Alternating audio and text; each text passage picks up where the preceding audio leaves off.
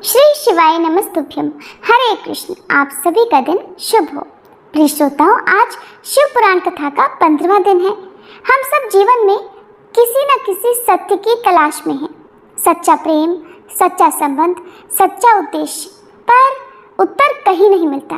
पर जब हम भगवान शिव को सुनते हैं तो उत्तर मिलना शुरू हो जाता है, क्योंकि शिव जी केवल देव ही नहीं, वो उत्तर है, वही समाधान भी है। शिव पुराण की हर कथा हमारे प्रश्नों को धीरे धीरे खोलती है और आत्मा को वो सच्चाई दिखाती है जो शब्दों से परे होता है। तो आइए आज की विशेष प्रार्थना के साथ सुनते हैं आज की कथा। हे सच्चिदानंद शिव, आप हमें सत्य देखने, समझने और स्वीकार करने की दृष्टि दीजिए। हमारी खोज आप तक पहुँचे और वही हमारा जीवन बन जाए। हर हर महादेव। श्री ब्रह्मा जी कहते हैं, नारद, तदंतर वशिष्ठ जी ने प्राचीन काल में राजा अनरणी के द्वारा अपनी कन्या पद्मा का पिपलाद के साथ विवाह करने की तथा धर्म के वरदान से पिपलाद के तरुण अवस्था, रूप, गुण, सदा स्थिर रहने वाले यौवन, कुबेर और इंद्र से भी बढ़कर धन, ऐश्वर्य, भक्ति, सिद्धि और समता प्राप्त करने की तथा पद्मा के स्थिर यौवन, सौभाग्य, संपत्ति और भरता के द्वारा परम गुणवान 10 पुत्रों के प्राप्त करने की कथा सुनाकर कहा, हे शैलेंद्र, तुम मेरे कथन के सार तत्व को समझकर अपनी पुत्री पार्वती का हाथ महादेव जी के हाथ में दे दो और मैना सहित तुम्हारे मन में जो कुरोष है उसे त्याग दो। आज से 1 सप्ताह बीतने पर अत्यंत शुभ और दुर्लभ मुहूर्त आने वाला है। उस समय चंद्रमा लगन के स्वामी होकर अपने पुत्र बुध के साथ लगन में ही स्थित रहेंगे। उनका रोहिणी नक्षत्र के साथ योग होगा। चंद्रमा और तारे शुद्ध होंगे। मार्गशीर्ष मास के अंतर्गत संपूर्ण दोषों से रहित सोमवार को, जबकि लगन पर संपूर्ण शुभ ग्रहों की दृष्टि होगी, पाप ग्रह की दृष्टि नहीं होगी और बृहस्पति ऐसे स्थान पर स्थित होंगे जहां वे उत्तम संतान और पति का सौभाग्य देने में समर्थ होंगे। ऐसे मुहूर्त में तुम अपनी कन्या मूल प्रकृति ईश्वरी जगदम्बा पार्वती को जगत पिता भगवान शिव के हाथों में देकर कृतार्थ हो जाओ। ऐसा कहकर ज्ञान शिरोमणि मुनिवर वशिष्ठ नाना प्रकार की लीला करने वाले भगवान शिव का स्मरण करके मौन हो गए। वशिष्ठ जी की बात सुनकर सेवकों और पत्नी सहित गिरिराज हिमालय बड़े विस्मित हुए और दूसरे पर्वतों से कहने लगे, गिरिराज मेरु, सहे, गंधमादन, मंद्राचल, मैनाक और विंध्याचल आदि पर्वतेश्वरों, आप सभी लोग मेरी बात सुने। वशिष्ठ जी ऐसी बात कह रहे हैं, अब मुझे क्या करना चाहिए, इस बात का विचार मुझे करना है। आप लोग अपने मन से सभी बातों का निर्णय करके जैसा ठीक समझे वैसा करें। हिमाचल की बात सुनकर सुमेरु आदि पर्वत भली भांति निर्णय करके उनसे प्रसन्नता पूर्वक बोले, महाभाग, इस समय विचार करने से भला क्या लाभ। जैसा ऋषि लोग कहते हैं उसके अनुसार ही कार्य करना चाहिए। वास्तव में यह कन्या देवताओं का कार्य सिद्ध करने के लिए ही उत्पन्न हुई है। इसने शिव के लिए ही अवतार लिया है, इसलिए यह शिव को ही दी जानी चाहिए। यदि इसने रुद्र देव की आराधना की है और रुद्र ने आकर इसके साथ वार्तालाप किया है तो इसका विवाह उन्हीं के साथ होना चाहिए। श्री ब्रह्मा जी कहते हैं, नारद, उन मेरु आदि पर्वतों की ये बात सुनकर हिमाचल बड़े प्रसन्न हुए और गिरिजा भी मन ही मन हंसने लगी। अरुंधति ने भी अनेक कारण बताकर नाना प्रकार की बातें सुनाकर और विभिन्न प्रकार के इतिहासों का वर्णन करके मैना देवी को समझाया। तब शैल पत्नी मेनका सब कुछ समझ गई और प्रसन्नचित होकर उन्होंने मुनियों को, अरुंधति जी को और स्वयं हिमाचल को भी भोजन कराकर खुद भोजन किया। तदंतर ज्ञानी गिरिश्रेष्ठ हिमाचल ने उन मुनियों की भली भांति सेवा की। उनका मन प्रसन्न और सारा भ्रम दूर हो गया था। उन्होंने हाथ जोड़कर प्रसन्नता पूर्वक उन महर्षियों से कहा, हे महाभाग सप्तऋषियों, आप लोग मेरी बात सुने। मेरा सारा संदेह तो दूर हो गया है। मैंने शिव पार्वती के चरित्र भी सुन लिए। अब मेरा शरीर, मेरी पत्नी मैना, मेरे पुत्र पुत्री, रिद्धि सिद्धि तथा अन्य सारी वस्तुएं भगवान शिव की ही है, दूसरे किसी की नहीं। श्री ब्रह्मा जी कहते हैं, नारद, ऐसा कहकर हिमाचल ने अपनी पुत्री की ओर आदर पूर्वक देखा और उसे वस्त्राभूषणों से विभूषित करके ऋषियों की गोद में बिठा दिया। तत्पश्चात वे शैलराज पुनः प्रसन्न हो उन ऋषियों से बोले, ये भगवान रुद्र का ही भाग है। और इसे मैं उन्हीं को दूंगा, ऐसा मैंने निश्चय कर लिया है। ऋषिगण कहने लगे, गिरिराज, भगवान शंकर तो तुम्हारे याचक हैं, तुम स्वयं उनके दाता हो और पार्वती देवी भिक्षा है। इससे उत्तम भला और क्या हो सकता है? हिमाचल, तुम समस्त पर्वतों के राजा, सबसे श्रेष्ठ और धन्य हो, अतः तुम्हारे शिखरों की सामान्य गति है। तुम्हारे सभी शिखर सामान्य रूप से पवित्र और श्रेष्ठ हैं। ब्रह्मा जी कहते हैं, नारद, ऐसा कहकर निर्मल अंतःकरण वाले उन मुनियों ने गिरिराज कुमारी पार्वती को हाथ से छूकर आशीर्वाद देते हुए कहा, शिवे, तुम भगवान शिव के लिए सुखदायिनी हो, तुम्हारा कल्याण होगा। जैसे शुक्ल पक्ष में चंद्रमा बढ़ते हैं, उसी प्रकार तुम्हारे गुणों की वृद्धि हो। ऐसा कहकर सब मुनियों ने गिरिराज को प्रसन्नता पूर्वक फल फूल देकर विवाह के पक्के होने का दृढ़ विश्वास कर लिया। उस समय परम सती सुमुखी अरुंधति ने प्रसन्नता पूर्वक भगवान शिव के गुणों का बखान करके मैना को भी लुभा लिया। फिर गिरिराज हिमवान ने परम उत्तम मांगलिक लोकाचार का आश्रय लेकर हल्दी और कुमकुम से अपनी दाढ़ी मूछ का भी मार्जन किया। फिर चौथे दिन उत्तम लगन का निश्चय करके परस्पर संतोष दे वे सप्त ऋषि भगवान शिव के पास चले गए।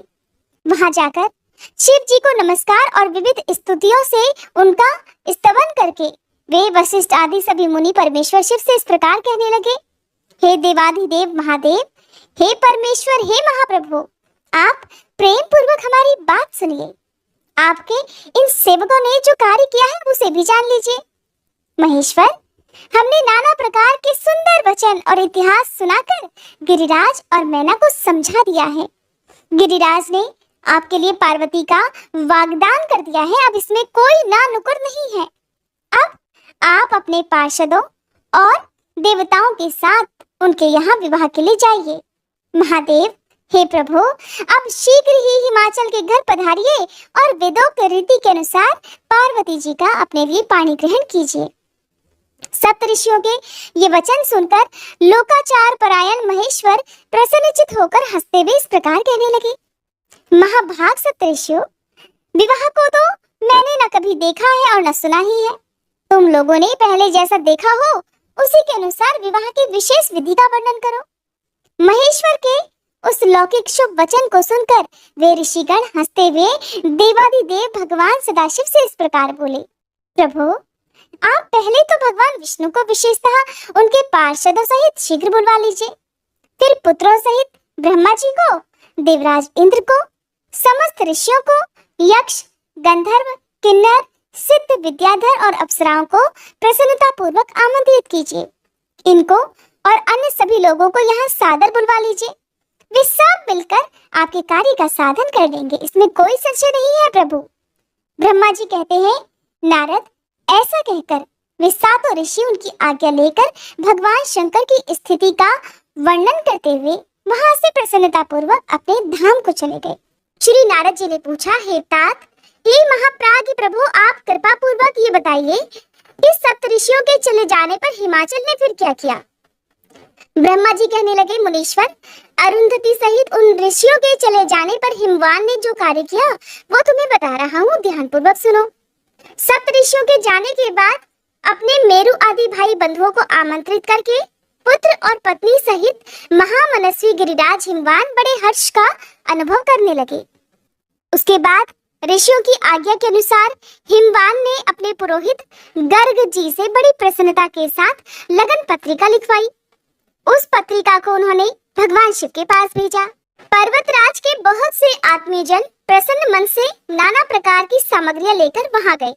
कैलाश पर भगवान शिव के समीप पहुंचकर उन लोगों ने शिव को तिलक लगाया और वह लग्न पत्र उनके हाथ में दे दिया। वहां भगवान शिव ने उन सब का यथा योग्य विशेष सत्कार किया। फिर वे सब लोग प्रसन्नचित हो शैलराज के पास लौट आए। महेश्वर के द्वारा विशेष सम्मानित होकर बड़े हर्ष के साथ लौटे हुए उन लोगों को देखकर हिमवान के हृदय में अत्यंत हर्ष हुआ। फिर आनंदित होकर शैलराज ने नाना देशों में रहने वाले अपने बंधु बांधवों को लिखित निमंत्रण भेजा, जो उन सभी को बड़ा सुख देने वाला था। इसके बाद वे बड़े आदर और उत्साह के साथ उत्तम अन्न और नाना प्रकार की विवाहोचित सामग्रियों का संग्रह करने लगे। जैसा कि विवाह के समय किया जाता है।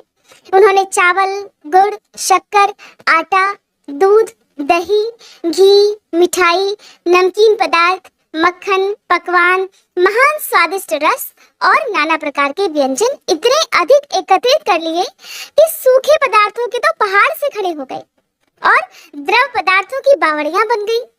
शिव के पार्षदों और देवताओं के लिए हितकर नाना प्रकार की वस्तुएं, भांति भांति के बहुमूल्य वस्त्र, आग में तपाकर शुद्ध किए हुए स्वर्ण, रजत और विभिन्न प्रकार के मणिरत्न, इनका और अन्य उपयोगी द्रव्यों का विधि पूर्वक संग्रह करके गिरिराज ने मंगलकारी दिन में मांगलिक कृत्य करना आरंभ कर दिया। पर्वतराज के घर की स्त्रियों ने पार्वती का संस्कार करवाया। तरह तरह के आभूषणों से सजाई हुई राजभवन की उन सुंदर स्त्रियों ने सानंद मंगल कार्य का संपादन किया।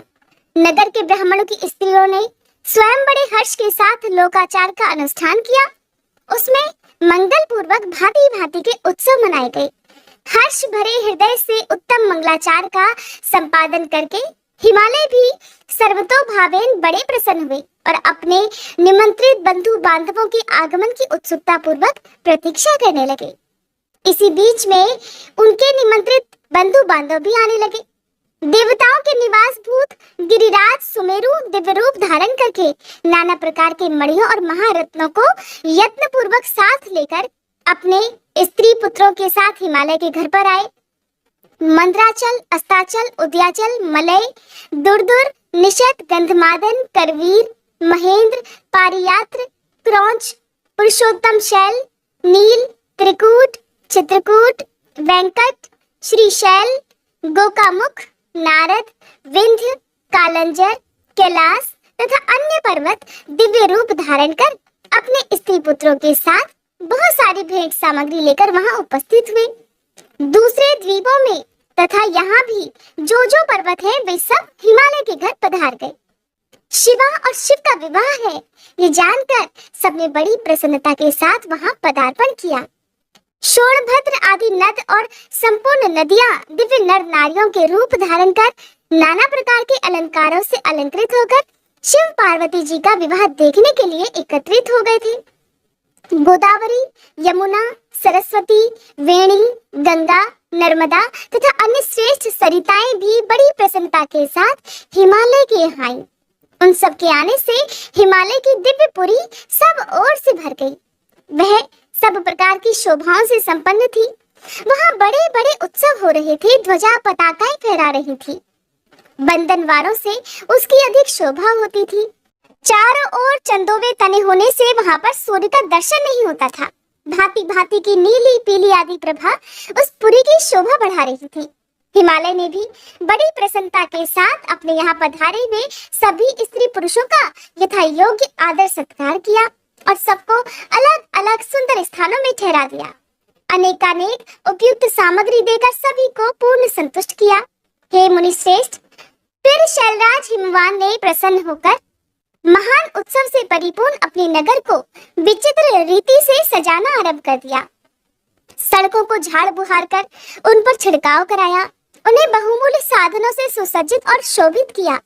प्रत्येक घर के दरवाजे पर केले आदि मांगलिक वृक्ष लगवाए और उन्हें मांगलिक द्रव्यों से संयुक्त किया। आंगन को केले के खंभों से सजाया। रेशम की डोरों में आम के पल्लव बांधकर बंधनवारें बनवाई और उन्हें उन खंभों के चारों ओर लगवा दिया।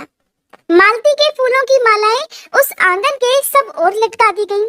सुंदर तोरणों से वह आंगन का भाग अत्यंत प्रकाशमान जान पड़ता था। चारों दिशाओं में मंगल सूचक शुभ द्रव्य रखे गए थे जो उस प्रांगण की शोभा बढ़ा रहे थे। इस प्रकार अत्यंत प्रसन्नता से भरे हुए गिरिराज हिमवान ने महान प्रभावशाली गर्ग मुनि को आगे करके अपनी पुत्री के लिए प्रस्तुत करने योग्य सारा उत्तम मंगल कार्य संपन्न किया। उन्होंने विश्वकर्मा को बुलाकर आदर पूर्वक एक मंडप बनवाया जिसका विस्तार बहुत अधिक था। वेदी आदि के कारण वह मंडप बहुत मनोहर जान पड़ता था। हे देवर्षि, वह मंडप कई योजन विस्तृत था। अनेक शुभ लक्षणों से युक्त तथा नाना प्रकार के आश्चर्यों से भरा हुआ था। वहां पर स्थावर और जंगम सभी वस्तुएं कृत्रिम बनी हुई थी, परंतु असली वस्तुओं की तरह लग रही थी। उनसे उस मंडप की सुंदरता और भी बढ़ गई थी। वहां चारों ओर ही ऐसी अद्भुत वस्तुएं थी जो उस मंडप का सर्वस्व जान पड़ती थी। नाना प्रकार की निराली वस्तुओं का चमत्कार वहां पर छा रहा था। वहां की स्थावर वस्तुओं से जंगम और जंगम वस्तुओं से स्थावर पराजित हो रहे थे, अर्थात वे एक दूसरे से बढ़कर शोभाशाली और चमत्कारपूर्ण दिखाई देते थे। उस मंडप की स्थल भूमि जल से पराजित हो रही थी, अर्थात चतुर से चतुर मनुष्य भी ये नहीं जान पाते थे कि इसमें कहाँ जल है और कहाँ स्थल। कहीं पर कृत्रिम सिंह बने हुए थे, कहीं सारसों की पंक्तियां, कहीं बनावटी मोर थे जो अपनी सुंदरता से सबको मोह लेते थे, कहीं कृत्रिम स्त्रियां थी जो पुरुषों के साथ नृत्य करती हुई देखी जाती थी। वे कृत्रिम होने पर भी सब लोगों की ओर देखती और उनको मोह में डाल देती थी। इसी विधि से मनोहर द्वारपाल बने हुए थे जो स्थावर होने पर भी जंगमों के समान जान पड़ते थे। वे अपने हाथों से धनुष उठाकर उन्हें खींचते हुए देखे जा रहे थे। द्वार पर कृत्रिम महालक्ष्मी खड़ी थी जिनकी रचना अद्भुत थी। वह समस्त शुभ लक्षणों से संयुक्त दिखाई देती थी और उन्हें देखकर ऐसा जान पड़ता था मानो क्षीर सागर से साक्षात लक्ष्मी जी ही वहां पर आ गई हों। उस मंडप में स्थान स्थान पर सजे सजाए कृत्रिम हाथी खड़े किए गए थे जो कि असली हाथियों की तरह लग रहे थे। घुड़सवारों सहित घोड़े और हाथी सवारों सहित हाथी बनाए गए थे। जहां तहां रथियों सहित रथ बने हुए थे जो कृत्रिम अश्वों से ही खींचे जाते थे और उन्हें देखकर लोगों को बड़ा आश्चर्य होता था। इनके सिवा दूसरे कृत्रिम वाहन भी वहां खड़े हुए थे। पैदल सिपाहियों की कृत्रिम सेना भी वहां पर मौजूद थी। हे मुने, प्रसन्न चित्त वाले विश्वकर्मा ने देवताओं और मुनियों को भी मोह में डालने के लिए वहां ऐसी अद्भुत रचनाएं की थी। मंडप के सबसे बड़े फाटक पर कृत्रिम नंदी खड़ा था जो शुद्ध स्फटिक मणि के समान उज्जवल कांति से सुशोभित होता था। भगवान शिव के वाहन नंदी की जैसी आकृति है ठीक वैसा ही वो भी था। उस कृत्रिम नंदी के ऊपर रत्न विभूषित महादिव्य पुष्पक शोभा पाता था जो पल्लवों और श्वेत चामरों से सजाया गया था। उसके वाम पार्श्व में दो कृत्रिम हाथी खड़े थे जिनका रंग विशुद्ध केसर के समान था। वे 4 दांतों वाले बनवाए गए थे और 60 वर्ष के पाठों के समान दिखते थे और वे एक दूसरे से परस्पर स्नेह करते से दिखाई दे रहे थे। उनमें बड़ी चमक थी। इस प्रकार सूर्य के समान अत्यंत प्रकाशमान 2 दिव्य अश्व भी विश्वकर्मा जी ने बनाए थे जो चमर से अलंकृत और दिव्य आभूषणों से विभूषित थे। श्रेष्ठ रत्नमय आभूषणों से संपन्न कवचधारी लोकपाल तथा संपूर्ण देवता भी वहां विश्वकर्मा द्वारा रचे गए थे जो ठीक उन्हीं लोकपालों और देवताओं से मिलते जुलते थे। इसी तरह भृगु आदि समस्त तपोधन ऋषि, अन्यान उपदेवता और सिद्ध भी उनके द्वारा वहां पर निर्मित किए गए थे। गरुड़ आदि समस्त पार्षदों से युक्त भगवान विष्णु का कृत्रिम विग्रह भी विश्वकर्मा ने बनाया था जिसका स्वरूप साक्षात श्री हरि के समान ही आश्चर्यजनक था। नारद, उसी प्रकार पुत्रों, वेदों और सिद्धों से घिरे हुए मुझ ब्रह्मा की भी प्रतिमा वहां पर बनाई गई थी जो मेरे समान ही वैदिक सूक्तों का पाठ कर रही थी। ऐरावत हाथी पर चढ़े हुए देवराज इंद्र भी वहां दल बल के साथ खड़े थे। वे भी कृत्रिम ही बनाए गए थे और परिपूर्ण चंद्रमा के समान प्रकाशित होते थे। देवर्षि, बहुत कहने से क्या लाभ।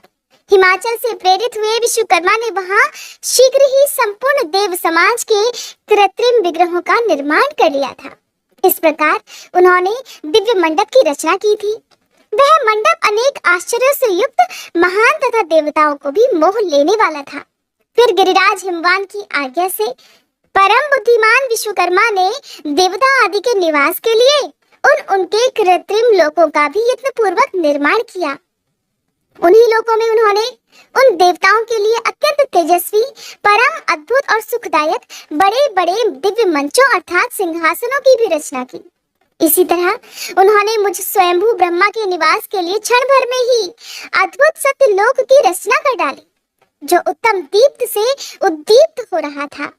साथ ही भगवान विष्णु के लिए भी क्षण भर में ही दूसरे दिव्य वैकुंठ धाम का निर्माण कर डाला जो परम उज्जवल तथा नाना प्रकार के आश्चर्यों से परिपूर्ण था। इसी प्रकार विश्वकर्मा ने देवराज इंद्र के लिए भी दिव्य, अद्भुत, उत्तम और समस्त ऐश्वर्यों से संपन्न ग्रह की रचना की। अन्य लोकपालों के लिए भी उन्होंने प्रसन्नता पूर्वक बड़े सुंदर, दिव्य, अद्भुत और बड़े बड़े भवन बनाए। फिर क्रमशः समस्त देवताओं के लिए भी उन्होंने क्रमशः विचित्र गृहों का निर्माण किया। परम बुद्धिमान विश्वकर्मा को भगवान शंकर का महान वर प्राप्त था, इसलिए उन्होंने शिव जी के संतोष के लिए क्षण भर में ही इन सब वस्तुओं की रचना कर डाली।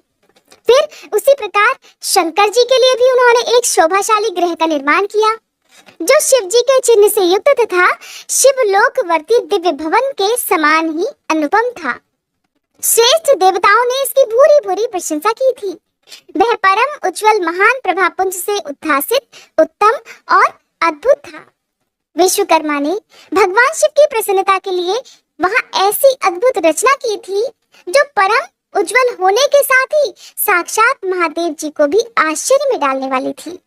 इस प्रकार यह सारा लौकिक व्यवहार करके हिमाचल बड़ी प्रसन्नता के साथ भगवान शंभु के शुभागमन की प्रतीक्षा करने लगे। देवर्षि, हिमालय का ये सारा आनंददायक वृत्तांत मैंने तुमसे कह सुनाया, अब और क्या सुनना चाहते हो? देवर्षि नारद कहने लगे, विष्णु शिष्य महाप्राग तात हे विधाता, आपको नमस्कार है। हे कृपानिधे, आपके मुंह से ये अद्भुत कथा मुझे सुनने को मिली है। अब मैं भगवान चंद्रमौली के परम मंगलमय तथा समस्त पाप राशि के विनाशक वैवाहिक चरित्र को सुनना चाहता हूँ। मंगल पत्रिका पाकर महादेव जी ने क्या किया, परमात्मा शंकर की वह दिव्य कथा भी मुझे सुनाइए।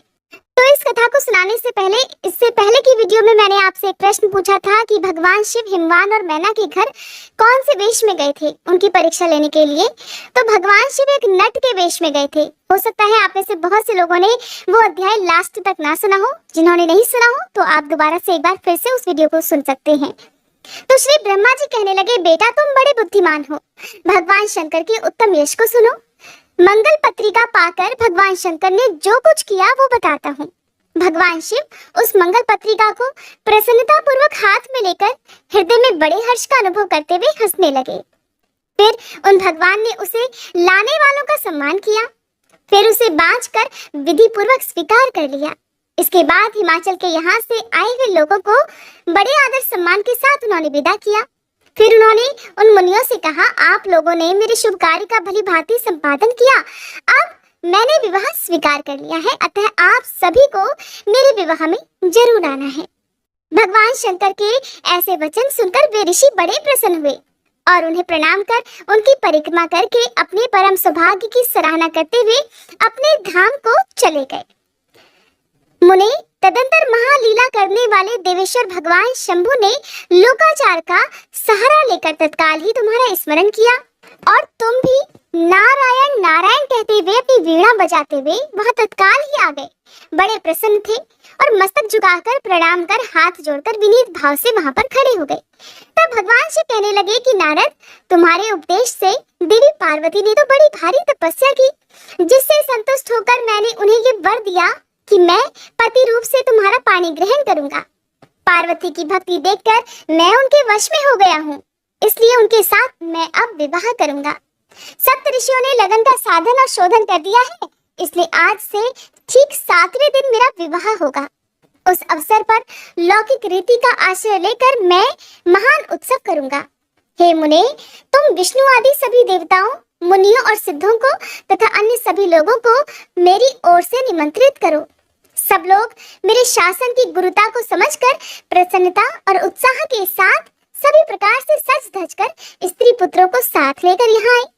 श्री ब्रह्मा जी कहते हैं, मुने, भगवान शंकर की इस आज्ञा को शिरोधार्य करके तुमने शीघ्र ही सर्वत्र जाकर उन सभी को तुरंत ही निमंत्रण दे दिया। फिर शंभु के पास आकर उनकी आज्ञा के अनुसार तुम वहीं ठहर गए। भगवान शिव भी उन सब देवताओं के आगमन की उत्कंठा पूर्वक प्रतीक्षा करते हुए अपने गणों के साथ वहीं रहे। उनके सभी गण संपूर्ण दिशाओं में नाचते हुए वहां बड़ा भारी उत्सव मना रहे थे। इसी बीच में भगवान विष्णु सुंदर वेश धारण किए अपनी पत्नी और दल बल के साथ शीघ्र ही कैलाश पर्वत पर आए और भक्ति भाव से भगवान शिव को प्रणाम करके उनकी आज्ञा पाकर प्रसन्नता पूर्वक उत्तम स्थान पर ठहर गए। इस प्रकार मैं अपने गणों के साथ स्वतंत्रता पूर्वक शीघ्र ही कैलाश गया और भगवान शंभु को प्रणाम करके अपने सेवकों सहित सानंद वहां ठहरा। तदंतर इंद्र आदि लोकपाल और उनकी स्त्रियां आवश्यक सामान के साथ खूब सज धज कर वहां आई।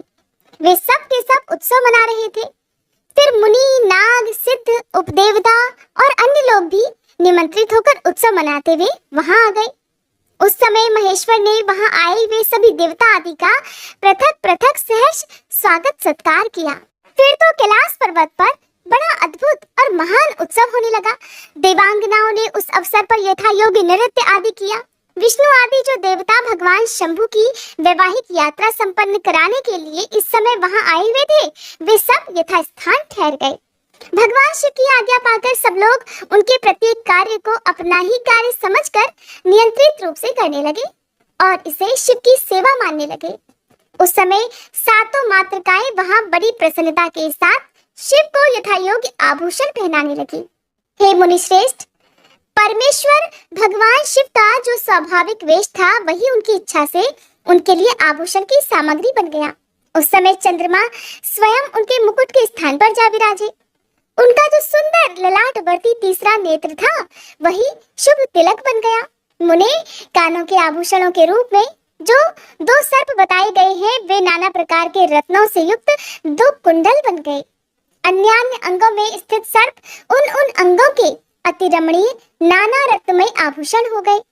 उनके शरीर में जो भस्म लगा था वही चंदन आदि का अंगराग बन गया और उनके जो गज चर्म आदि परिधान थे वे सुंदर दिव्य दुकूल बन गए।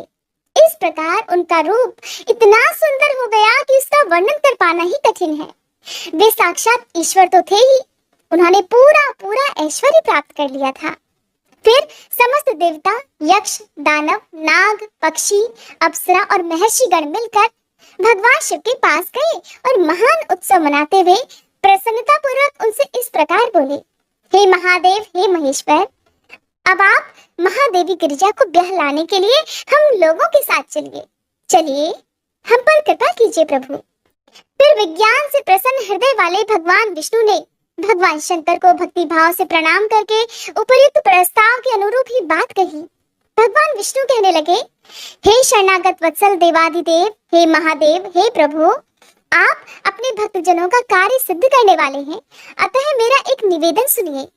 कल्याणकारी शंभु, आप ग्रह सूत्रोक्त विधि के अनुसार गिरिराज कुमारी पार्वती देवी के साथ अपने विवाह का कार्य कराइए। हे हर, आपके द्वारा विवाह की विधि का संपादन होने पर वही लोक में सर्वत्र विख्यात हो जाएगी। अतः हे नाथ, आप कुल धर्म के अनुसार प्रेम पूर्वक मंडप स्थापन और नांदी मुख श्राद्ध कराइए और अपने लोक में अपने यश का विस्तार कीजिए। श्री ब्रह्मा जी कहते हैं, नारद, भगवान विष्णु के ऐसा कहने पर लोकाचार परायण परमेश्वर शंभु ने विधि पूर्वक सारे कार्य किए। उन्होंने सारा अभ्युदय कार्य कराने के लिए मुझको ही अधिकार दे रखा था। अतः वहां मुनियों को साथ लेकर मैंने आदर और प्रसन्नता के साथ वे सब कार्य संपन्न कराए। और सुनो नारद, उस समय कश्यप, अत्रि, वशिष्ठ, गौतम, भागुरी, गुरु, कंडव, बृहस्पति, शक्ति, जमदग्नि, पराशर, मार्कंडेय, शिलापाक, अरुणपाल, अकृतश्रम, अगस्त, च्यवन, गर्ग, शिला, दधीचि, अकृत व्रण, पिपलाद, कुशिक, कौत्स तथा शिष्यों सहित व्यास, ये और बहुत से ऋषि जो भगवान शिव के पास आए थे, मेरी प्रेरणा से विधि पूर्वक वहां अभ्युदयी कर्म कराने लगे। वे सब के सब वेदों के पारंगत विद्वान थे, इसलिए वेदोक्त विधि से वैवाहिक मंगलाचार करके ऋग्वेद, यजुर्वेद और सामवेद के विविध उत्तम सूक्तों द्वारा महेश्वर की रक्षा करने लगे। उन सब ऋषियों ने बड़ी प्रसन्नता के साथ बहुत से मंगल कार्य कराए। मेरी और शंभु की प्रेरणा से उन्होंने विघ्नों की शांति के लिए प्रीति पूर्वक ग्रहों का और समस्त मंडलवर्ती देवताओं का पूजन किया। वह सब लौकिक वैदिक कर्म यथोचित रीति से कराकर भगवान शिव बहुत संतुष्ट हुए और उन्होंने प्रसन्नता पूर्वक ब्राह्मणों को प्रणाम किया। फिर वे सर्वेश्वर महादेव देवता और ब्राह्मणों को आगे करके उस गिरिश्रेष्ठ कैलाश से हर्ष पूर्वक बाहर निकले। कैलाश से बाहर जाकर देवताओं और ब्राह्मणों के साथ भगवान शंभु, जो नाना प्रकार की लीलाएं करने वाले हैं, सानंद खड़े हो गए। उस समय वहां महेश्वर के संतोष के लिए देवता आदि ने मिलकर बहुत बड़ा उत्सव मनाया। वहां बाजे बजने लगे, नाच गान होने लगा। इसके बाद अब महादेव अपनी बारात लेकर हिमालयपुरी की ओर प्रस्थान कर रहे हैं।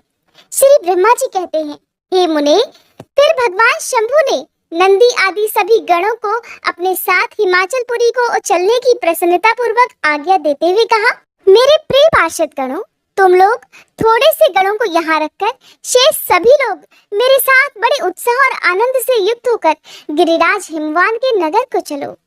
फिर भगवान की आज्ञा पाकर गणेश्वर, शंखकर्ण, केकराक्ष, विकृत, विशाख, पारिजात, विकृतानंद, दुंदुभ, कपाल, संदारक, कालक, कुंड, पर्वतक, महाकाल, अग्निक, अग्निमुख, घनावह, सनाह, अमोघ, कोकिल, मेघमन्यु, तालकेतु, वृषभ, चैत्र, षण्मुख, लोकांतक और भानुक प्रमथ तथा वीरभद्र अपने असंख्य कोटि कोटि गणों और भूतों को साथ लेकर चल दिए। नंदी आदि गणराज असंख्य गणों से घिरे चले और क्षेत्रपाल और भैरव भी कोटि कोटि गणों को अपने साथ लेकर उत्सव मनाते हुए बड़े प्रेम और उत्साह के साथ भगवान शिव की बारात के साथ चल दिए। सिर पर जटा का मुकुट धारण किए हुए थे। उन सभी के मस्तक पर चंद्रमा और गले में नील चिन्ह थे और वे सब के सब त्रिनेत्रधारी थे। उन सब ने रुद्राक्ष के आभूषण पहन रखे थे। सभी उत्तम भस्म धारण किए हुए थे और हार, कुंडल, केयूर तथा मुकुट आदि से अलंकृत थे। इस प्रकार देवताओं तथा दूसरे दूसरे गणों को अपने साथ लेकर भगवान शंकर अपने विवाह के लिए हिमवान के नगर की ओर चल दिए। चंडी देवी रुद्रदेव की बहन बनकर खूब उत्सव मनाती हुई बड़ी प्रसन्नता के साथ वहां आ पहुंची। वे शत्रुओं को अत्यंत भय देने वाली थी। उन्होंने सांपों के आभूषण से अपने को विभूषित कर रखा था। उनका वाहन प्रेत था। वे उसी पर आरूढ़ होकर अपने मस्तक पर एक सोने का भरा हुआ कलश लेकर चल रही थी। वह कलश महान प्रभापुंज से प्रकाशित हो रहा था। हे मुने, वहां करोड़ों दिव्य भूतगण शोभा पा रहे थे, जिनका रूप विकराल था। उनके रंग रूप भी अनेक प्रकार के थे। उस समय डमरुओं की डमडम से, भेरियों की गड़गड़ाहट से और शंखों के गंभीर नाद से तीनों लोग गूंज उठे थे। दुंदुभियों की ध्वनि से महान कोलाहल हो रहा था। वह जगत का मंगल करता हुआ अमंगल का नाश करता हुआ था। देवता लोग शिव गणों के पीछे होकर बड़ी उत्सुकता के साथ बारात का अनुसरण कर रहे थे। संपूर्ण सिद्ध और लोकपाल आदि भी देवताओं के साथ साथ थे। देव मंडली के बीच में गरुड़ के आसन पर बैठकर लक्ष्मीपति भगवान विष्णु चल रहे थे। हे मुने, उनके ऊपर महान छत्र तना हुआ था जो उनकी शोभा बढ़ा रहा था और उन पर चंवर ढुलाए जा रहे थे और वे अपने गणों से घिरे हुए थे। उनके शोभाशाली पार्षदों ने उन्हें अपने ढंग से आभूषण आदि के द्वारा विभूषित किया हुआ था। इस प्रकार मैं भी मूर्तिमान वेदों, शास्त्रों, पुराणों, आगमों, सनकादि, महासिद्धों, प्रजापतियों, पुत्रों और अन्यान्य परिजनों के साथ मार्ग में चलता हुआ बड़ी शोभा पा रहा था और शिव जी की सेवा में तत्पर था। फिर देवराज इंद्र भी नाना प्रकार के आभूषणों से विभूषित होकर ऐरावत हाथी पर आरूढ़ होकर अपनी सेना के बीच से चलते हुए अत्यंत सुशोभित हो रहे थे। उस समय बारात के साथ यात्रा करते हुए बहुत से ऋषि भी अपने तेज से प्रकाशित हो रहे थे। वे शिव जी का विवाह देखने के लिए बहुत उत्कंठित थे। शांकनी, यातुधान, बेताल, ब्रह्म राक्षस, भूत, प्रेत, पिशाच, प्रमथ आदि गण, तुम्बुरु, नारद, हाहा और हुहु आदि श्रेष्ठ गंधर्व तथा किन्नर भी बड़े हर्ष से भरकर बाजा बजाते हुए चल दिए। संपूर्ण जगत माताएं, सारी देवकन्याएं, गायत्री, सावित्री, लक्ष्मी और अन्य देवांगनाएं, ये और दूसरी देवपत्नियां जो संपूर्ण जगत की माताएं हैं, शंकर जी का विवाह है, ये सोचकर बड़ी प्रसन्नता के साथ उसमें सम्मिलित होने के लिए चली गई। वेदों, शास्त्रों, सिद्धों और महर्षियों द्वारा जो साक्षात धर्म का स्वरूप कहा गया है तथा जिसकी अंग कांति शुद्ध स्फटिक के समान उज्जवल है, वह सर्वांग सुंदर वृषभ भगवान शिव का वाहन है। धर्मवत्सल महादेव उस वृषभ पर आरूढ़ होकर सबके साथ यात्रा करते हुए बड़ी शोभा पा रहे थे। देवर्षियों के समुदाय उनकी सेवा में उपस्थित थे। इन सब देवताओं और महर्षियों के एकत्र हुए समुदाय से महेश्वर की बड़ी शोभा हो रही थी। उनका बहुत श्रृंगार किया गया था। वे शिवा का पानी ग्रहण करने के लिए हिमालय के भवन को जा रहे थे। नारद, इस प्रकार बारात की यात्रा संबंधी उत्तम उत्सव से युक्त शंभु का चरित्र कहा गया। आज के इस प्रसंग को सुनकर दिन में किसी भी समय आप अपने आसपास जो भी बैल हो, बैल को गुड़, चना, रोटी या हरा चारा जरूर खिलाएं और सच्चे मन से भगवान शिव का धन्यवाद करें और भगवान शिव से प्रार्थना करें कि आपके जीवन में जो दुख है उसे वो शीघ्र से शीघ्र दूर कर सके। आपकी मनोकामना जरूर पूर्ण होगी। श्री ब्रह्मा जी कहते हैं, हे मुने, अब हिमालय नगर में जो सुंदर वृतांत घटित हुआ उसे भी सुनो। श्री ब्रह्मा जी आगे कहने लगे, फिर भगवान शिव ने नारद जी को हिमाचल के घर भेजा। वे वहां की विलक्षण सजावट देखकर हैरान रह गए। विश्वकर्मा ने जो विष्णु, ब्रह्मा आदि समस्त देवताओं तथा नारद आदि ऋषियों की चेतन सी प्रतीत होने वाली मूर्तियां बनाई थी, उन्हें देखकर देवर्षि नारद भी चकित हो उठे। फिर हिमाचल ने देवर्षि को बारात बुला लाने के लिए भेजा। साथ ही उस बारात की अगवानी के लिए मैनाक आदि पर्वत भी आए। फिर भगवान विष्णु आदि देवताओं तथा आनंदित हुए अपने गणों के साथ भगवान शिव हिमालय नगर के समीप बड़ी प्रसन्नता के साथ आ पहुंचे। गिरिराज हिमालय ने जब ये सुना कि सर्वव्यापी शंकर मेरे नगर के निकट आ पहुंचे हैं, तब तो उन्हें बड़ी प्रसन्नता हुई। फिर उन्होंने बहुत सा सामान एकत्र करके पर्वतों और ब्राह्मणों को महादेव जी के साथ वार्तालाप करने के लिए भेजा। खुद भी बड़ी भक्ति के साथ वे प्राण प्यारे महेश्वर का दर्शन करने के लिए गए। उस समय उनका हृदय अधिक प्रेम के कारण द्रवित हो रहा था और वे प्रसन्नता पूर्वक अपने सौभाग्य की सराहना करते थे। उस समय समस्त देवता गणों की सेना को उपस्थित देखकर हिमवान को बड़ा विस्मय हुआ और फिर वे अपने को धन्य मानते हुए उनके सामने गए। देवता और पर्वत एक दूसरे से मिलकर बहुत प्रसन्न हुए और अपने आप को कृतकृत्य मानने लगे। महादेव जी को सामने देखकर हिमालय ने उन्हें प्रणाम किया।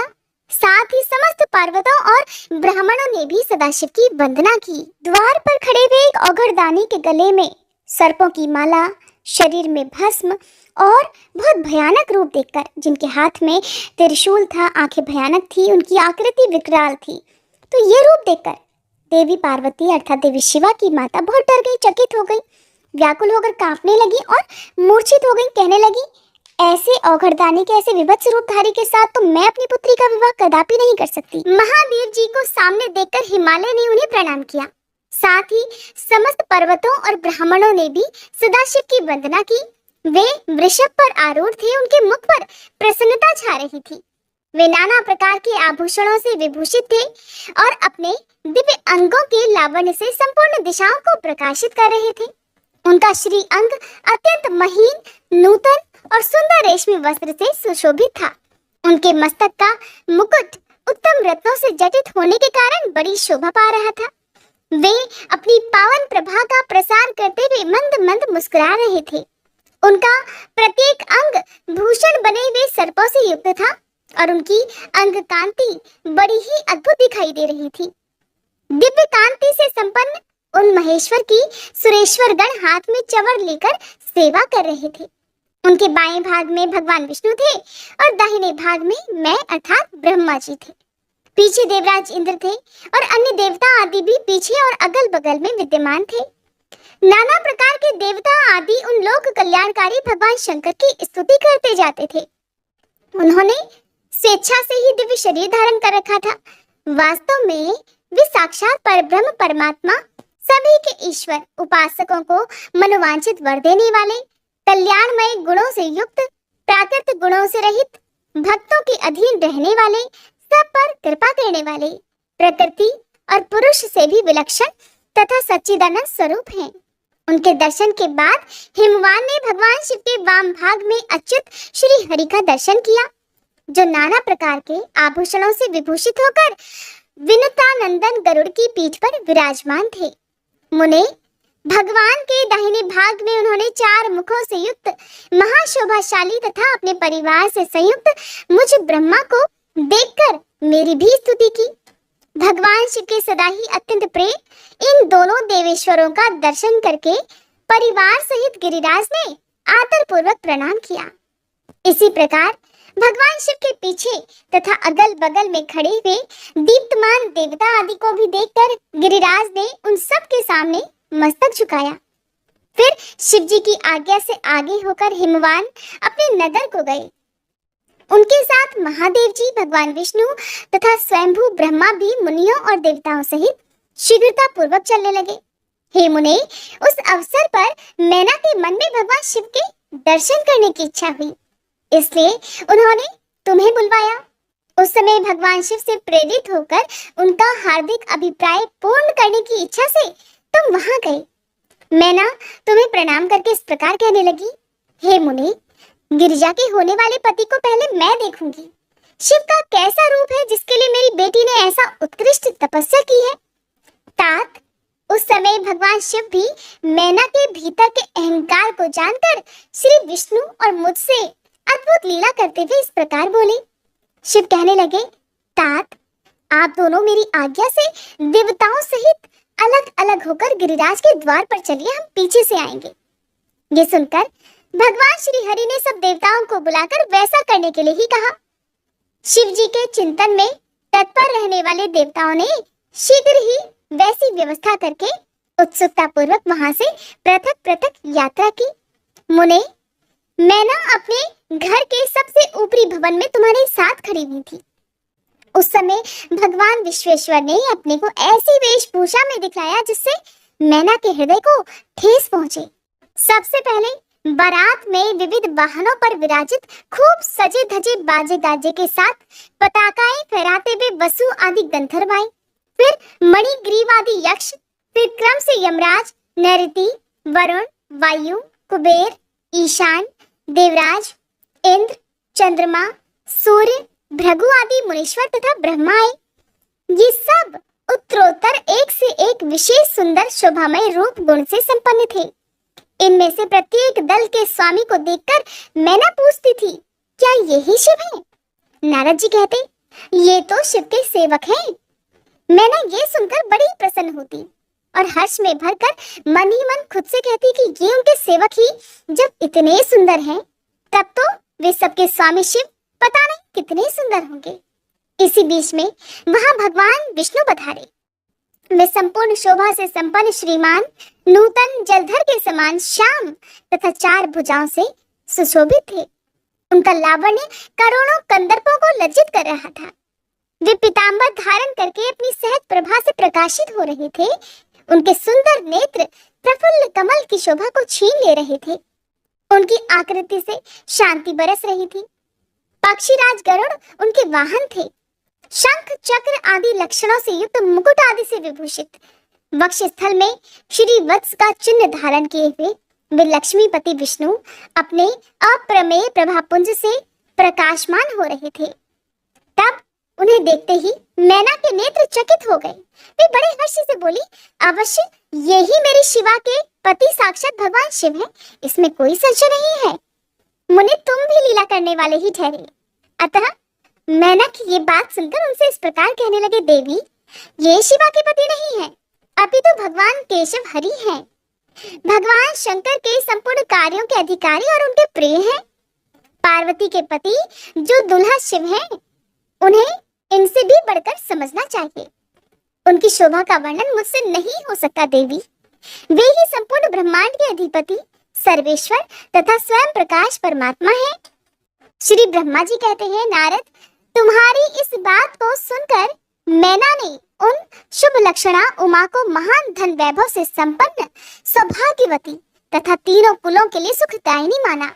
वे मुख पर प्रसन्नता लाकर प्रीति युक्त हृदय से अपने सर्वाधिक सौभाग्य का बारंबार वर्णन करती हुई इस प्रकार कहने लगी, इस समय मैं पार्वती को जन्म देने के कारण सर्वथा धन्य हो गई हूँ मुनिवर।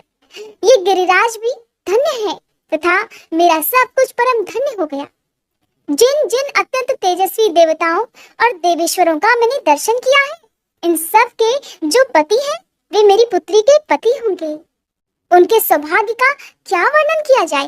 भगवान शिव को पति रूप में पाने के कारण पार्वती के सौभाग्य का तो 100 वर्षों में भी वर्णन नहीं किया जा सकता। श्री ब्रह्मा जी कहते हैं, नारद, मैना ने प्रेम पूर्ण हृदय से जैसे ही उपयुक्त बात कही, तब ही अद्भुत लीला करने वाले भगवान रुद्र सामने आ गए। तात उनके सभी गण अद्भुत तथा मैना के अहंकार को चूर्ण करने वाले थे, क्योंकि उस समय मैना अपने अहंकार में भरी हुई रुद्र के स्वरूप के बारे में चिंतन कर रही थी। और ये बात एकदम सत्य है कि भोलेनाथ अपने भक्तों के मन में अहंकार को कभी स्वीकार नहीं कर सकते। जिस भक्त के मन में अहंकार है वो कभी भोलेनाथ का भक्त ही नहीं हो सकता। तब भगवान शिव अपने आप को माया से निर्लिप्त और निर्विकार दिखाते हुए वहां आए। मुने, उन्हें आया जानकर तुमने मैना को शिवा के पति का दर्शन कराते हुए उनसे इस प्रकार कहा, सुंदरी देखो, ये साक्षात भगवान शंकर हैं, जिनकी प्राप्ति के लिए शिवा ने वन में बड़ी भारी तपस्या की है। नारायण नारायण। तुम्हारे ऐसा कहने पर मैना ने बड़ी प्रसन्नता के साथ अद्भुत आकार वाले भगवान महेश्वर की ओर देखा। वे स्वयं तो अद्भुत थे ही, उनके अनुचर भी बड़े अद्भुत थे। इतने में ही रुद्रदेव की परम अद्भुत सेना भी वहां पहुंची, जो कि भूत प्रेत आदि से संयुक्त तथा नाना गणों से संपन्न थी। उनमें से कितने ही बवंडर का रूप धारण करके आए थे, कितने ही पताका की मरमर ध्वनि के समान शब्द कर रहे थे। किन्हीं के मुंह टेढ़े थे तो कोई अत्यंत कुरूप भयानक दिखाई दे रहा था। कुछ बड़े विकराल थे, किन्हीं का मुंह दाढ़ी मूछ से भरा हुआ था, कोई लंगड़े थे तो कोई अंधे थे, कोई दंड और पाश धारण किए हुए थे तो किन्हीं के हाथों में मुदगर थे। कितने ही अपने वाहनों को उल्टा चला रहे थे, कोई सींग, कोई डमरू और कोई गौमुख बजा रहे थे।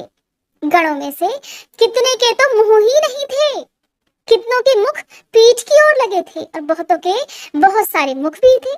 इस तरह कोई बिना हाथ के थे और किन्हीं के तो हाथ भी उल्टे लगे हुए थे। कितनों के तो बहुत सारे हाथ थे, कितने ही नेत्रहीन और किन्हीं के बहुत सारे नेत्र थे। कितनों के तो थे ही नहीं और किन्हीं के बहुत खराब थे, किन्हीं के कान नहीं थे और किन्हीं के बहुत सारे कान थे। इस तरह सभी गण नाना प्रकार की वेशभूषा धारण किए हुए थे। तात वे विकृत आकार वाले अनेक प्रबल गण बड़े वीर और भयंकर थे, उनकी कोई संख्या नहीं थी। मुने, तुमने अंगुली द्वारा रुद्र गणों को दिखाते हुए मैना से कहा, वरानने, तुम पहले भगवान हर के सेवकों को देखो, फिर उनका भी दर्शन कर लेना। उन असंख्य भूत प्रेत आदि गणों को देखकर मैना तत्काल भय से व्याकुल हो गई।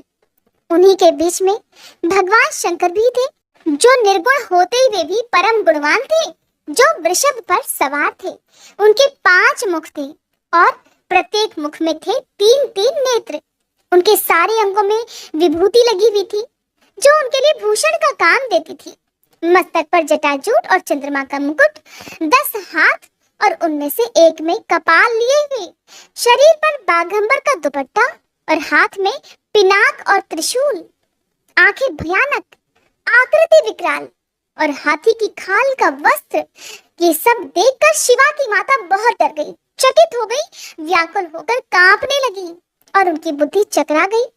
उस अवस्था में तात तुमने अंगुली से दिखाते हुए उनसे इस प्रकार कहा, देवी, सामने देख रही हो ना, यही है भगवान शिव।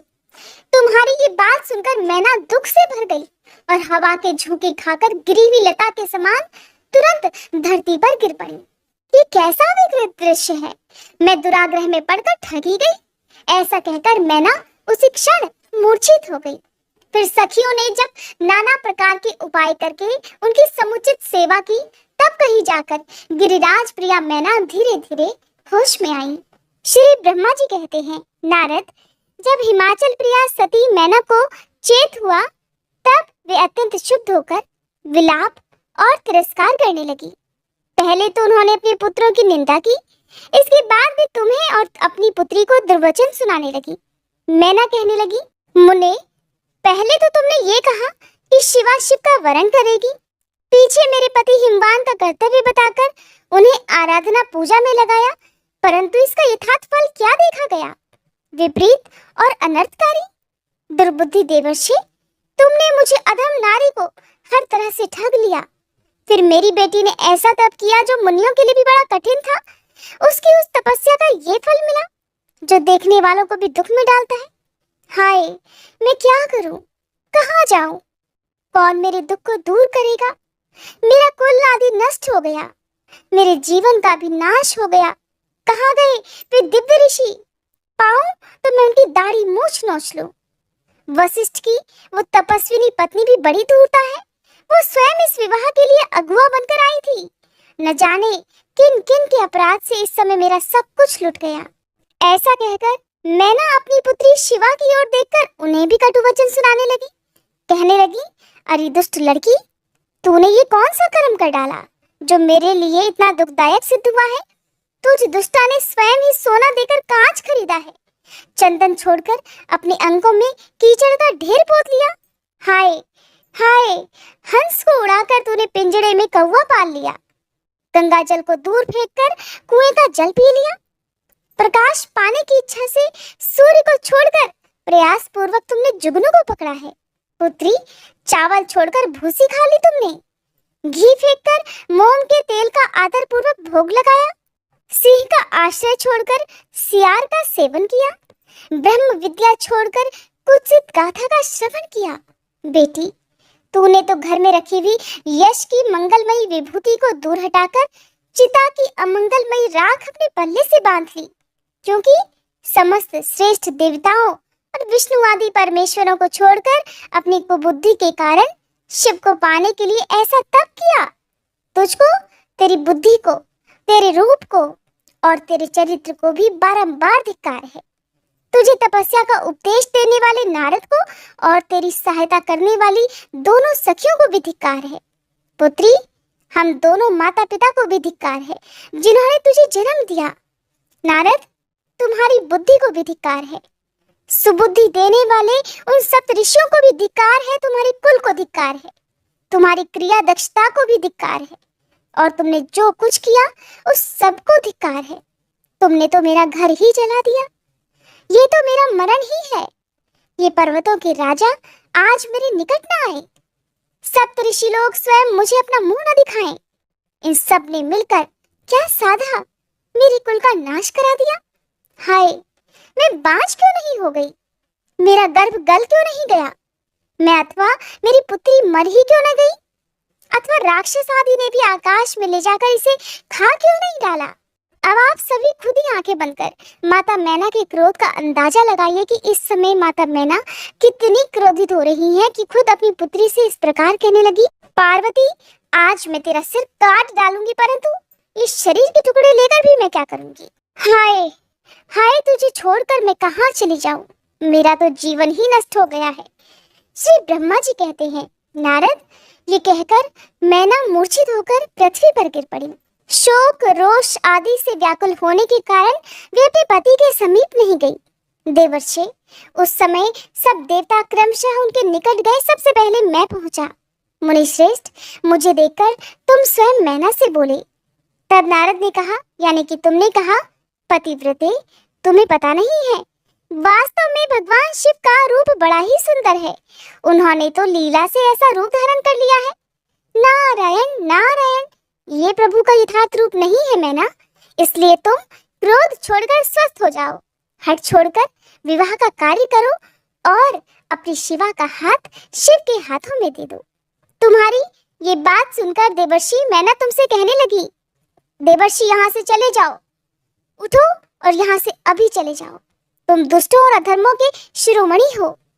मैना के ऐसा कहने पर मेरे साथ इंद्र आदि सभी देवता और दिक्पाल क्रमशः आकर इस प्रकार कहने लगे, पितरों की कन्या मैंने, तुम हमारे वचनों को प्रसन्नता पूर्वक सुनो। ये शिव निश्चय ही हम सब से उत्कृष्ट देवता हैं और सभी को उत्तम सुख देने वाले हैं। आपकी पुत्री के अत्यंत दुस्सह तप को देखकर इन भक्त वत्सल प्रभु ने कृपा पूर्वक उन्हें दर्शन और श्रेष्ठ वर दिया था। ये सुनकर मैना ने देवताओं से बारंबार अत्यंत विलाप करके कहा, शिव का रूप बड़ा भयंकर है, मैं अपनी पुत्री उन्हें नहीं दे सकती। आप सब देवता प्रपंच करके क्यों मेरी इस कन्या की उत्कृष्ट रूप को व्यर्थ करने के लिए तैयार हैं? मुनीश्वर, उनके ऐसा कहने पर वशिष्ठ आदि सप्तऋषियों ने फिर से वहां आकर ये बात कही, पितरों की कन्या तथा हे गिरिराज की रानी मैंने, हम लोग तुम्हारा कार्य सिद्ध करने के लिए यहाँ पर आए हैं। जो कार्य सर्वथा उचित और उपयोगी है, उसे तुम्हारे हठ के कारण हम विपरीत कैसे मान ले। भगवान शंकर का दर्शन सबसे बड़ा लाभ है। वे दान पात्र होकर स्वयं तुम्हारे घर पधारे हैं। उनके ऐसा कहने पर भी ज्ञान दुर्बला मैना ने उनकी बात मिथ्या कर दी और रुष्ट होकर उनसे ही कहने लगी, मैं शस्त्र आदि से अपनी बेटी के टुकड़े टुकड़े कर डालूंगी, लेकिन उसे शंकर के हाथ में कदापि नहीं दूंगी। तुम सब लोग इसी क्षण मेरी नजरों से दूर हट जाओ, किसी को मेरे पास नहीं आना चाहिए। इस प्रकार ऐसा कहकर अत्यंत विह्वल होकर विलाप करके मैना मौन हो गई। मुने वहां उनके इस रूप को देखकर, उनके इस क्रोध को देखकर हाहाकार मच गया। तब हिमालय अत्यंत व्याकुल होकर वहां आए और मैना को समझाने के लिए प्रेम पूर्वक तत्व दर्शाते हुए कहने लगे। हिमालय ने कहा, प्रिय मैने, मेरी बात सुनो, तुम इतनी व्याकुल क्यों हो गई? देखो तो कौन कौन से महात्मा तुम्हारे घर पधारे हैं, तुमने इनकी निंदा क्यों की? भगवान शंकर को तो तुम जानते ही हो, किंतु नाना नाम रूप वाले शंभु के विकट रूप को देखकर घबरा गई हो। मैं शंकर जी को भली भांति जानता हूँ मैना, मैं शंकर जी को भली भांति जानता हूँ, क्योंकि वे ही सभी के प्रतिपालक हैं, पूजनीयों के भी पूजनीय हैं तथा अनुग्रह और निग्रह करने वाले हैं। निष्पाप प्राण प्रिय, हट मत करो, मानसिक दुख छोड़ो, सुव्रते शीघ्र उठो और ये सब कार्य करो। पहली बार विकट रूपधारी शंभु ने मेरे द्वार पर आकर जो नाना प्रकार की लीलाएं की थी, मैं उनका आज तुम्हें स्मरण दिला रहा हूँ। उनके उस परम महात्म्य को देख और समझकर उस समय मैंने और तुमने उन्हें कन्या देना स्वीकार किया था। प्रिय, अपनी उस बात को प्रमाण मानकर सार्थक कर दो। इस बात को सुनकर शिवा की माता मैना हिमालय से बोली, नाथ मेरी बात सुनिए और सुनकर आपको वैसा ही करना चाहिए। आप अपनी पुत्री पार्वती के गले में रस्सी बांधकर इसे बेखट के पर्वत से नीचे गिरा दीजिए, परंतु मैं इसे हर के हाथ में कदापि नहीं दूंगी। अथवा नाथ, अपनी इस बेटी को ले जाकर निर्दयता पूर्वक समुद्र में डुबो दीजिए। गिरिराज, ऐसा करके आप पूर्ण सुखी हो जाइए। स्वामिन, यदि विकट रूपधारी रुद्र को आप मेरी पुत्री देंगे तो मैं निश्चय ही अपना शरीर त्याग दूंगी। मैना ने जब हठ पूर्वक ऐसी बात कही, तब पार्वती स्वयं आकर ये रमणीय वचन कहने लगी, माँ, तुम्हारी बुद्धि तो बड़ी शुभकारक है, इस समय विपरीत कैसे हो गई? धर्म का अवलंबन करने वाली होकर भी तुम धर्म को कैसे छोड़ रही हो? ये रुद्रदेव सबकी उत्पत्ति के कारण भूत साक्षात ईश्वर हैं, इनसे बढ़कर दूसरा कोई नहीं है।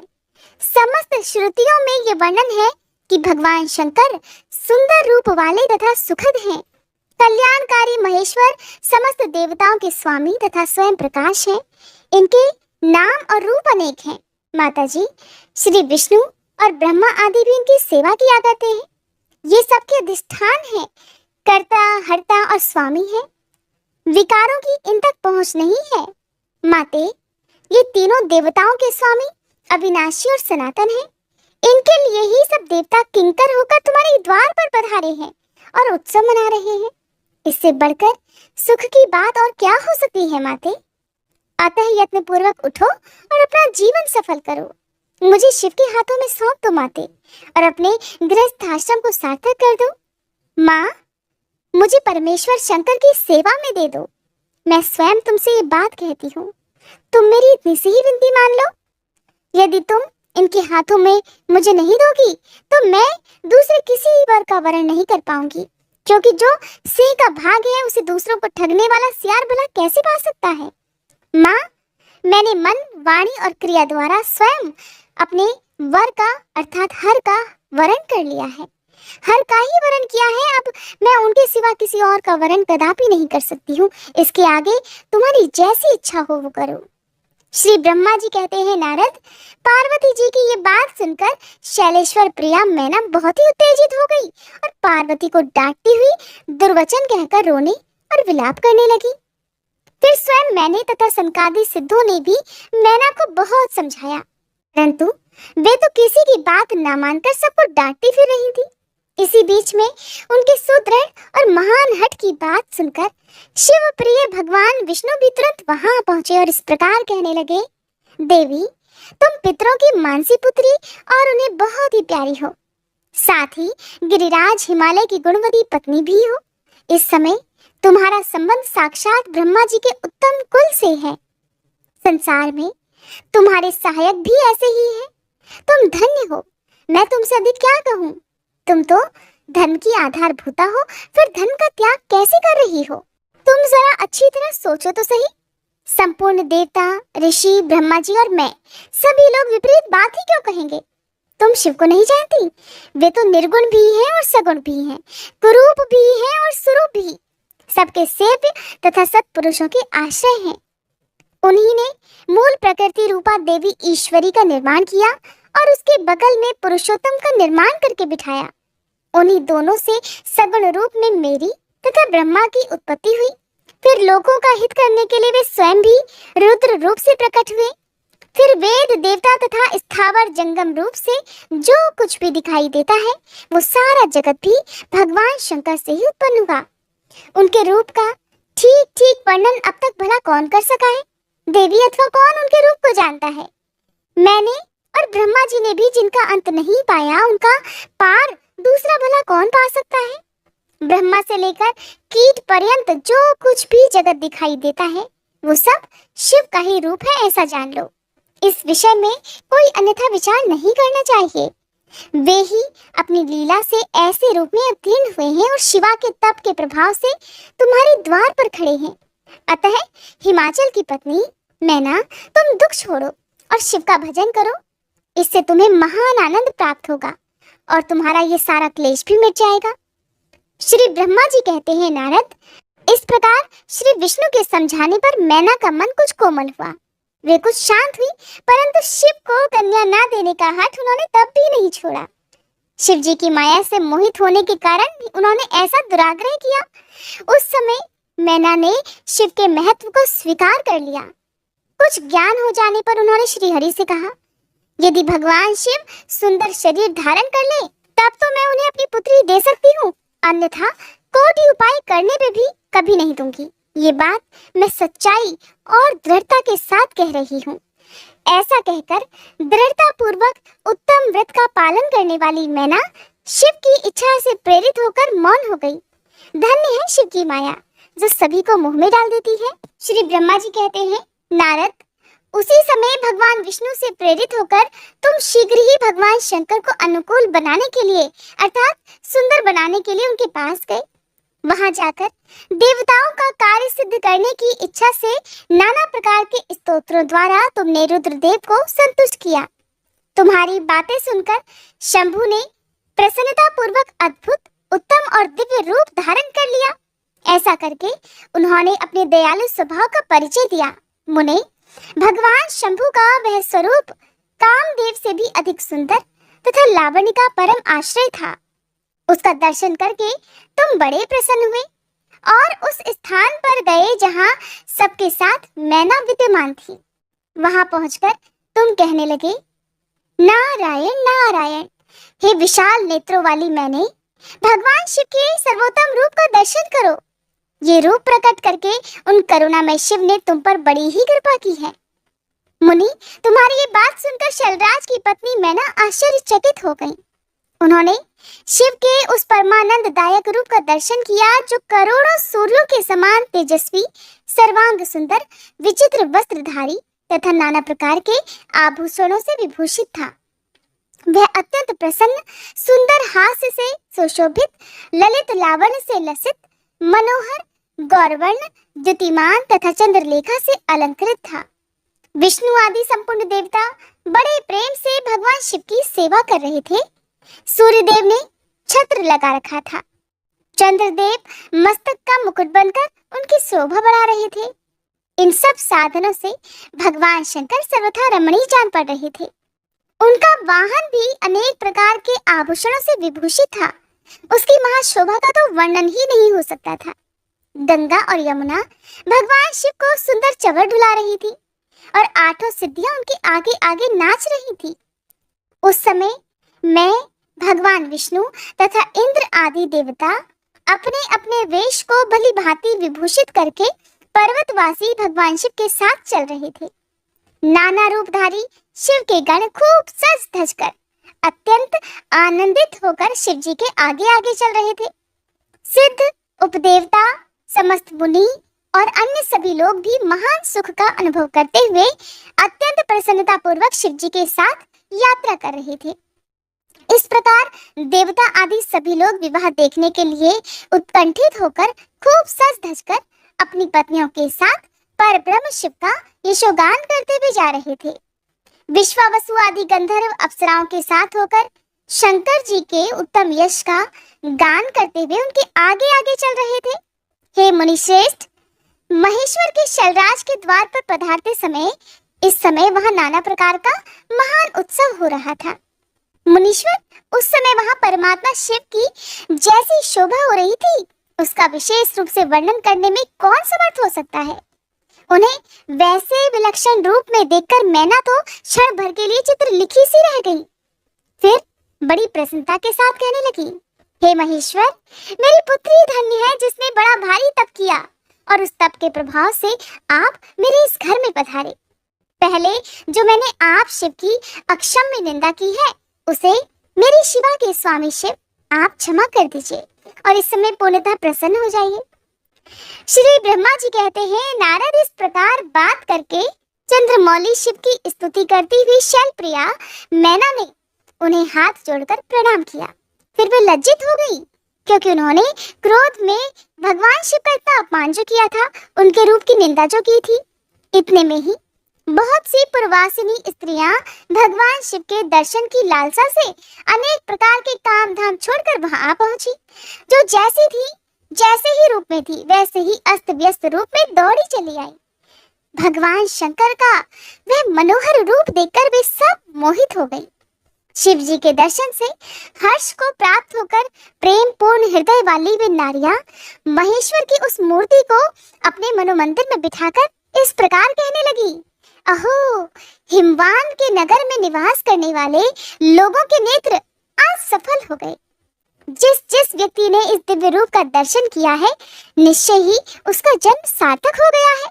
उसी का जन्म सफल है और उसी की सारी क्रियाएं सफल हैं जिसने संपूर्ण पापों का नाश करने वाले साक्षात शिव का दर्शन किया है। पार्वती ने शिव के लिए जो तप किया है उसके द्वारा उन्होंने अपना सारा मनोरथ सिद्ध कर लिया। शिव को पति के रूप में पाकर ये शिवा धन्य और कृतकृत्य हो गई। यदि विधाता शिवा और शिव की इस युगल जोड़ी को सानंद एक दूसरे से मिला न देते तो उनका सारा परिश्रम निष्फल हो जाता। इस उत्तम जोड़ी को मिलाकर श्री ब्रह्मा जी ने तो बहुत ही अच्छा और बहुत नेक कार्य किया है। इससे तो सभी के सभी कार्य सार्थक हो गए। तपस्या के बिना मनुष्यों के लिए शंभु का दर्शन तो दुर्लभ है। भगवान शंकर के दर्शन मात्र से ही सब लोग कृतार्थ हो गए। जो जो सर्वेश्वर गिरिजापति शंकर का दर्शन करते हैं वे सारे पुरुष श्रेष्ठ हैं और हम सारी स्त्रियां भी धन्य हैं। श्री ब्रह्मा जी कहते हैं, नारद, ऐसी बात कहकर उन स्त्रियों ने चंदन और अक्षत से शिव का पूजन किया और बड़े आदर से उनके ऊपर खीलों की वर्षा की। वे सब स्त्रियां मैना के साथ उत्सुक होकर खड़ी रही और मैना तथा गिरिराज के भूरी भाग्य की सराहना करती रही। मुने, स्त्रियों के मुख से वैसी शुभ बातें सुनकर विष्णु आदि सभी देवताओं के साथ भगवान शिव को बड़ा हर्ष हुआ। श्री ब्रह्मा जी कहते हैं, हे नारद, फिर भगवान शिव प्रसन्नचित्त होकर अपने गणों, समस्त देवताओं तथा अन्य लोगों के साथ कौतूहल पूर्वक गिरिराज हिमवान के धाम में गए। हिमाचल की श्रेष्ठ पत्नी मैना भी उन स्त्रियों के साथ घर के भीतर गई और शंभु की आरती उतारने के लिए हाथ में दीपकों से सजी हुई थाली लेकर सभी ऋषि पत्नियों और अन्य स्त्रियों के साथ आदर पूर्वक द्वार पर आई। वहां आकर मैना ने संपूर्ण देवताओं से सेवित गिरिजापति महेश्वर शंकर को, जो कि उनके द्वार पर उपस्थित थे, बड़े प्रेम से देखा। उनकी अंग कांति मनोहर चंपा के समान लग रही थी। उनके एक मुख और 3 नेत्र थे। प्रसन्न मुखारविंद पर मंद मुस्कान की छटा छा रही थी।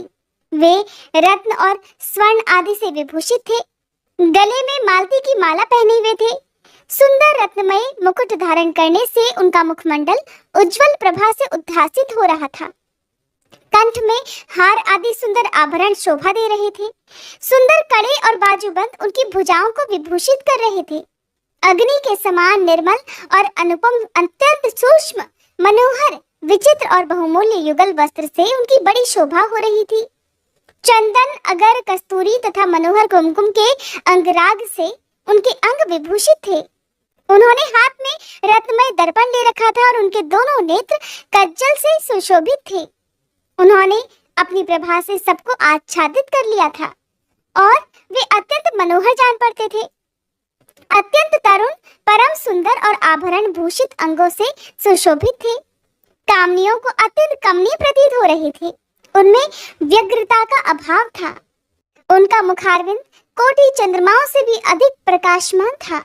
उनके श्री अंगों की छवि कोटि कामदेवों से भी अधिक मनोहारिणी थी। वे अपने सभी अंगों से परम सुंदर लग रहे थे। ऐसे सुंदर रूप वाले उत्कृष्ट देवता भगवान शिव को जमाता के रूप में अपने सामने खड़ा हुआ देख मैना की सारी शोक चिंता क्षण में ही दूर हो गई। वे परमानंद सिंधु में निमग्न हो गई और अपने भाग्य की, गिरिजा की, गिरिराज हिमवान की और उनके समस्त कुल की भूरी भूरी प्रशंसा करने लगी। उन्होंने अपने आप को कृतार्थ माना और वे बारंबार हर्ष का अनुभव करने लगी। सती मैना का मुख प्रसन्नता से खिल उठा था। वे अपने दामाद की शोभा का सानंद अवलोकन करती हुई उनकी आरती उतारने लगी। गिरिजा की कही हुई बात को बारंबार याद करके मैना को बड़ा विस्मय हो रहा था। वे हर्षोत्फुल्ल मुखारविंद से युक्त मन ही मन ऐसा कहने लगी कि पार्वती ने मुझसे पहले जैसा बताया था उससे भी अधिक सौंदर्य मैं इन परमेश्वर शिव के अंगों में देख रही हूँ। महेश्वर का मनोहर लावण्य इस समय अवर्णनीय है। ऐसा सोचकर आश्चर्यचकित हुई मैना अपने घर के भीतर आई। वहां आई हुई युवतियों ने भी वर के मनोहर रूप की भूरी भूरी प्रशंसा की। वे कहने लगी, गिरिराज नंदिनी शिवा धन्य है, धन्य है। कुछ कन्याएं कहने लगी, दुर्गा तो साक्षात भगवती है। कुछ दूसरी कन्याएं महारानी मैना से इस प्रकार कहने लगी, देवी हमने तो कभी ऐसा वर नहीं देखा और न कभी ध्यान में ही कभी ऐसे वर का अवलोकन किया है। इन्हें पाकर तो गिरिजा धन्य हो गई है। भगवान शंकर का वह रूप देखकर समस्त देवता हर्ष से खिल उठे। श्रेष्ठ गंधर्व उनका यशगान गाने लगे और अप्सराएं नृत्य करने लगी। बाजा बजाने वाले लोग मधुर ध्वनि में अनेक प्रकार की कला दिखाते हुए आदर पूर्वक भांति भांति के बाजे बजा रहे थे। हिमाचल ने भी आनंदित होकर द्वारोचित मंगलाचार किया। समस्त नारियों के साथ मैना ने भी महान उत्सव मनाते हुए वर का परिछन किया। फिर वे प्रसन्नता पूर्वक घर में चली गईं। इसके बाद भगवान शिव अपने गणों और देवताओं के साथ अपने को दिए गए स्थान अर्थात जनवासे में चले गए। इसी बीच में गिरिराज के अंतःपुर की स्त्रियां दुर्गा को साथ लेकर कुल देवी की पूजा के लिए बाहर निकली। वहां देवताओं ने जिनकी पलकें कभी नहीं गिरती थी, बड़ी प्रसन्नता के साथ देवी पार्वती को देखा। उनकी अंग कांति नील अंजन के समान थी। वे अपने मनोहर अंगों से ही विभूषित हो रही थी। उनका कटाक्ष केवल भगवान त्रिलोचन पर ही आदर पूर्वक पड़ रहा था। दूसरे किसी पुरुष की ओर उनके नेत्र नहीं जा रहे थे। उनका प्रसन्न मुख मंद मुस्कान से सुशोभित हो रहा था और वे कटाक्षपूर्ण दृष्टि से देखती थी और बड़ी मनोहारिणी जान पड़ रही थी। उनके केशों की चोटी बड़ी ही सुंदर थी। कपोलों पर बनी हुई मनोहर पत्रभंगी उनकी शोभा बढ़ाती थी। ललाट में कस्तूरी की बेंदी के समान ही सिंदूर की बिंदी शोभा पा रही थी। वक्ष स्थल पर श्रेष्ठ रत्नों के सारभूत हार से दिव्य दीप्त छटक रही थी। रत्नों के बने हुए केयूर, वलय और कंकड़ से उनकी भुजाएं अलंकृत थीं। उत्तम रत्नमय कुंडलों से उनके मनोहर कपोल जगमगा रहे थे। उनकी दंत पंक्ति मणियों और रत्नों की प्रभा को भी छीन ले रही थी और मुख की शोभा बढ़ा रही थी। मधु से पूरित अधर और ओष्ठ बिंब फल के समान लाल थे। दोनों पैरों में रत्नों की आभा से युक्त महावर शोभा दे रहा था। देवी पार्वती का सौंदर्य देखे उन्होंने अपने एक हाथ में रत्न जटित दर्पण ले रखा था और दूसरा हाथ क्रीड़ा कमल से सुशोभित था। उनके अंगों में चंदन, अगर, कस्तूरी और कुमकुम का अंगराग लगा हुआ था। पैरों में पायजेब बज रहे थे और वे अपने लाल लाल तलवों के कारण बड़ी शोभा पा रही थी। समस्त देवता आदि ने जगत की आदि कारण भूता जगत जननी पार्वती देवी को देखकर भक्ति भाव से मस्तक झुका मैना सहित उन्हें प्रणाम किया। त्रिलोचन शिव ने भी बड़ी प्रसन्नता के साथ कनखियों से उन्हें देखा और उनमें सती की आकृति देखकर अपनी विरह वेदना को त्याग दिया। शिवा पर आंखें गड़ाकर भगवान शिव उस समय मानो सब कुछ भूल गए हों। उनके सारे अंगों में रोमांच हो आया। वे हर्ष का अनुभव करते हुए गौरी की ओर देखने लगे और गौरी उनकी आंखों में समा गई थी। कृपया आप इस वृतांत को, इस वर्णन को अपनी आंखों से, अपनी बंद आंखों से जरूर देखिएगा। कथा सुनने में आनंद तभी आता है जब आंखें बंद कर किसी भी कथा को सुना जाए और उसका सारा दृश्य अपने मन की आंखों से देखा जाए। तो देखिए, भगवान शिव अपने होने वाली पत्नी के रूप का, उनके रूप लावण्य का दर्शन कर रहे हैं और मन ही मन बड़े प्रसन्न हो रहे हैं। कनखियों से दोनों होने वाले वर वधू एक दूसरे को देख रहे हैं, जैसा आमतौर पर करते हैं। इधर कालीपुरी से बाहर जाकर अंबिका देवी की पूजा करने के बाद ब्राह्मण पत्नियों के साथ पुनः अपने पिता के रमणीय भवन में वापस लौट आई। भगवान शंकर भी मुझ ब्रह्मा, विष्णु और देवताओं के साथ हिमाचल के बताए हुए अपने नियत स्थान पर बड़ी प्रसन्नता के साथ गए। वहां गिरिराज के द्वारा नाना प्रकार की सुंदर समृद्धि से सम्मानित हुए वे सब लोग सुखपूर्वक ठहर गए और भगवान शिव की सेवा करने लगे। जय भोलेनाथ। आज के अध्याय में बस इतना ही। इसके आगे की कथा आप सभी कल के अध्याय में जरूर सुनिएगा। आइए अब हम सभी सच्चे मन से भगवान शिव से क्षमा प्रार्थना करें। हे भोलेनाथ, अगर इस कथा के श्रवण, वाचन या स्मरण के दौरान हमारे मन, वाणी या कर्म से कोई भी त्रुटि हो गई हो तो हम आपसे हाथ जोड़कर प्रार्थना करते हैं, कृपया हमें क्षमा करें। प्रभु, हमारी समझ सीमित है परंतु श्रद्धा असीम है। अगर किसी पवित्र प्रसंग को हमने अधूरा समझा, अधूरा सुना या फिर किसी दिव्यता को पूरी तरह व्यक्त नहीं कर सके तो ये केवल हमारी अल्प बुद्धि है। उसकी दोषिता हमारी नहीं बल्कि हमारी अवस्था की है। आप तो दयालु हैं, कृपामय हैं, भक्तों के हर अपराध को क्षमा कर देने वाले हैं। हे भोलेनाथ, हमारी इस भक्ति यात्रा को स्वीकार करें और हमारे दोषों को नष्ट करके हमें अपनी शरण में रखें। हे नीलकंठ, इस अध्याय को आपने ही आरंभ करवाया और आप ही इसे पूर्ण करें। आपकी कृपा से हम हर दिन आपकी ओर निकट आते रहें, यही हमारी सबसे बड़ी कामना है। हर हर महादेव। आइए अब श्रवण करते हैं भगवान भोलेनाथ की आरती। कर्पूर गौरम करुणावतारम संसार सारम भुजगेन्द्रहारम सदा वसंतम हृदयारविंदे भवम भवानी सहितं नमामि। जय शिव ओंकारा, भज शिव ओंकारा, ब्रह्मा विष्णु सदा शिव, ब्रह्मा विष्णु सदा शिव, अर्धांगी धारा। जय शिव ओंकारा, एकानन चतुरानन पंचानन राजे, प्रभु पंचानन राजे, हंसानन गरुड़ासन, हंसानन गरुड़ासन, वृषवाहन साजे। जय शिव ओंकारा, दो भुज चार चतुर्भुज, दस भुज अति सोहे, प्रभु दस भुज अति सोहे, तीनों रूप निखरते, तीनों रूप निखरते, त्रिभुवन जन मोहे। जय शिव ओंकारा, छर माला वन माला गरुड़ माला धारी, प्रभु गरुड़ माला धारी, त्रिपुरारी कंसारी, त्रिपुरारी कंसारी, कर माला धारी। जय शिव ओंकारा। श्वेतांबर पीतांबर बाघंबर अंगे, प्रभु बाघंबर अंगे। सनकादिक गरुडादिक भूतादिक शंगे। कर मध्ये कुशमंडलु चक्र त्रिशूलधारी, प्रभु चक्र त्रिशूलधारी। सुखकारी